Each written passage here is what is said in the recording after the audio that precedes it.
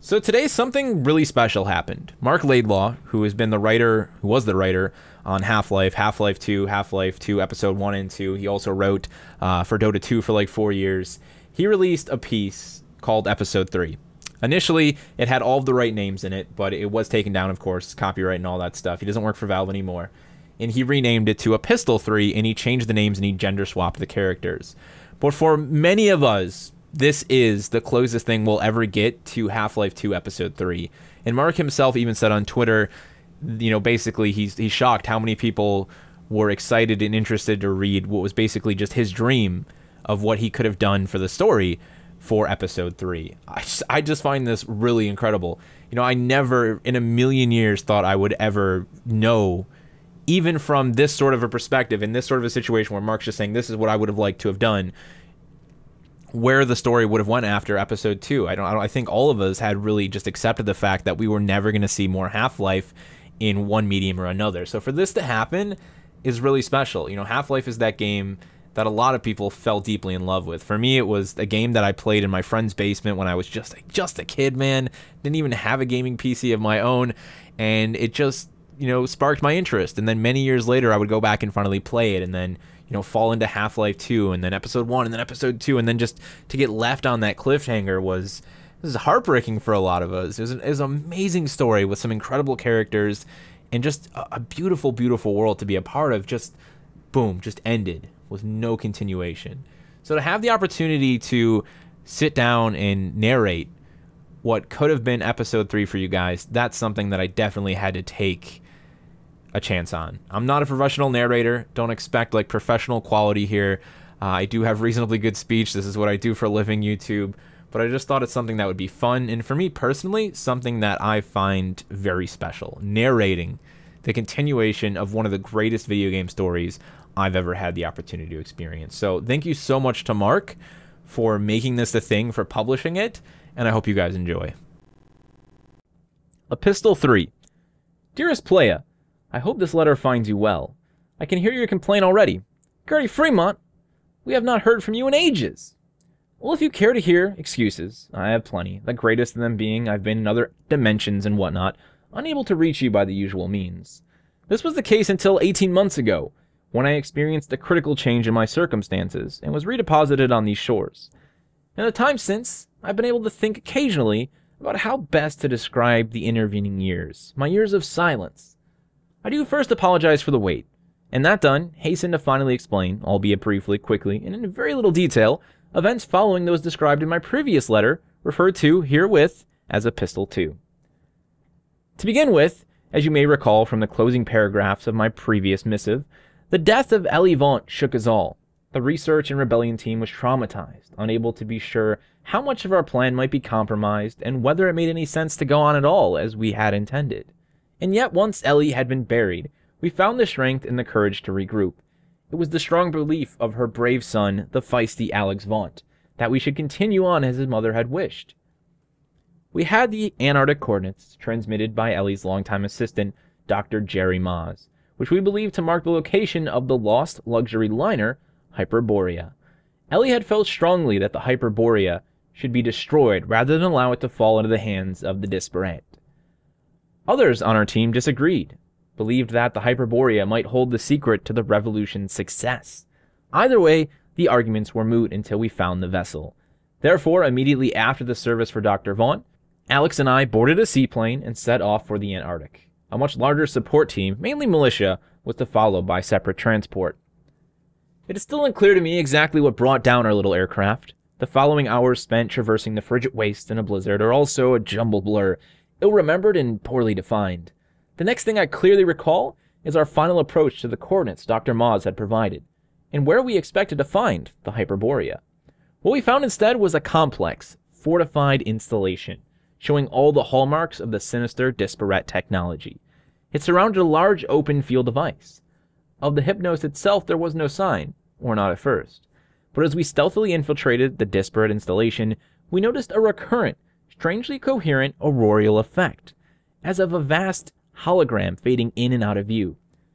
This bizarre phenomena initially seemed an effect caused by an immense, disparate lensing system. Alex and I soon realized that what we were actually seeing was the luxury liner Hyperborea itself, phasing in and out of existence at the focus of the disparate devices.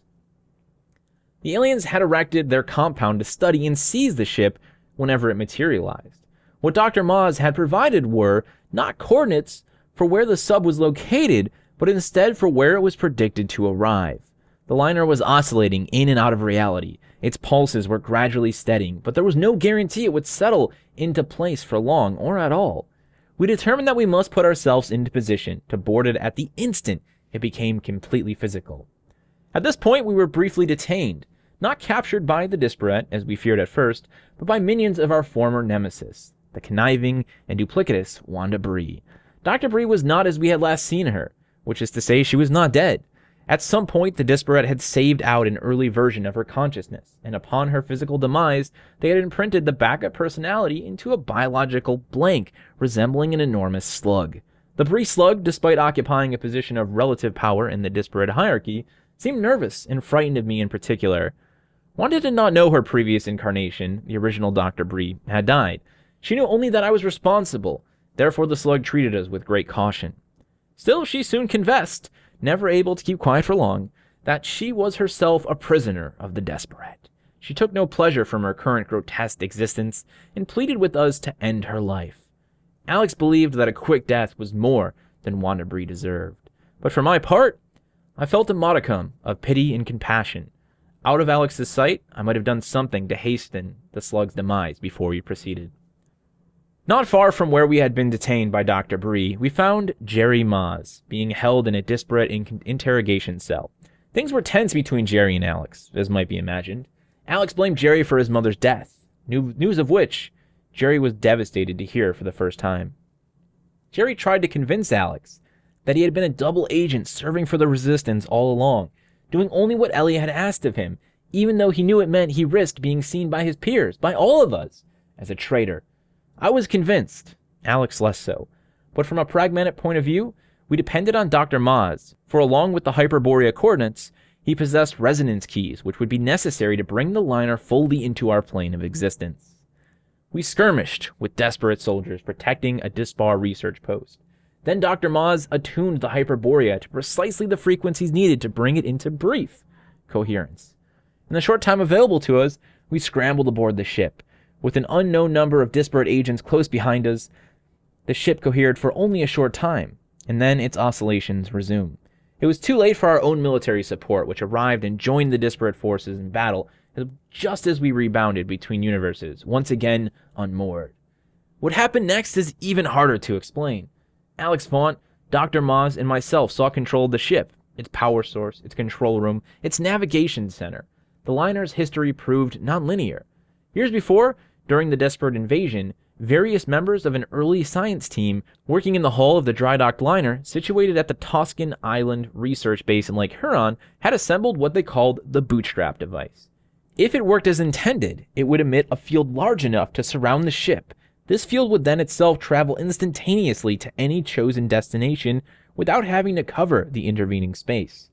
There was no need for entry or exit portals or any other devices. It was entirely self-contained. Unfortunately, the device had never been tested. As the disparate pushed Earth into the 9-hour Armageddon, the aliens seized control of our most important research facilities. The staff of the Hyperborea, with no other wish than to keep the ship out of disparate hands, acted in desperation. They switched on the field and flung the Hyperborea toward the most distant destination they could target, Antarctica. What they did not realize was that the bootstrap device traveled in time as well as space, nor was it limited to one time or one location. The Hyperborea and the moment of its activation were stretched across space and time between the nearly forgotten Lake Huron of the 9-hour Armageddon and the present-day Antarctica. It was pulled taut as an elastic band, vibrating, except where at certain points along its length one could find still points, like the harmonic spots along a vibrating guitar string. One of these harmonics was where we boarded, but the string ran forward and back in both space and time. We were soon pulled in every direction ourselves. Time grew confused. Looking from the bridge, we could see the dry docks of the Tuscan Islands at the moment of teleportation, just as the disparate forces closed in from land, sea, and air. At the same time, we could see the Antarctic wastelands, where our friends were fighting to make their way to the Protean Hyperborea. And in addition, glimpses of other worlds, somewhere in the future perhaps, or even in the past. Alex grew convinced we were seeing one of the Desperate's central staging areas for invading other worlds, such as our own. We meanwhile fought a running battle throughout the ship, pursued by disparate forces. We struggled to understand our situation and to agree on our course of action. Could we alter the course of the Hyperborea? Should we run it aground in the Antarctic, giving our peers the chance to study it? Should we destroy it, with all hands on board, our own included? It was impossible to hold a coherent thought, given the baffling and paradoxical time loops which passed through the ship like bubbles. I felt like I was going mad, that we were all confronting myriad versions of ourselves in that ship that was half ghost ship and half nightmare funhouse. What it came down to, at last, was a choice. Jerry Moss argued, reasonably, that we should save the Hyperborea and deliver it to the Resistance, that our intelligent peers might study and harness its power. But Alex reminded me he had sworn he would honor his mother's demand that we destroy the ship. He hatched a plan to set the Hyperborea to self-destruct while riding into the heart of the disparate invasion's nexus. Jerry and Alex argued. Jerry overpowered Alex and brought the Hyperborea area, preparing to shut off the bootstrap device and shuttle the ship on ice. Then I heard a shot, and Jerry fell. Alex had decided for all of us, or his weapon had. With Dr. Moss dead, we were committed to the suicide plunge. Grimly, Alex and I armed the Hyperborea, creating a time-traveling missile and steered it for the heart of the Disparate's command center. At this point, you will no doubt be unsurprised to hear a certain sinister figure appeared, in the form of that sneering trickster, Mrs. X. For once she appeared not to me, but to Alex Vaught. Alex had not seen the cryptical schoolmarm since childhood, but he recognized her instantly. "Come along with me now. We've places to do and things to be," said Mrs. X. And Alex acquiesced. He followed the strange gray lady out of the Hyperborea, out of our reality. For me, there was no convenient door held open, only a snicker and a sideways glance. I was left alone, riding the weaponized luxury liner into the heart of a desperate world.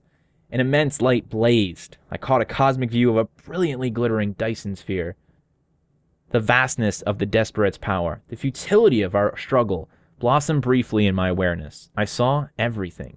Mainly I saw how the Hyperborea, our most powerful weapon, would register as less than a fizzling match head as it blew itself apart.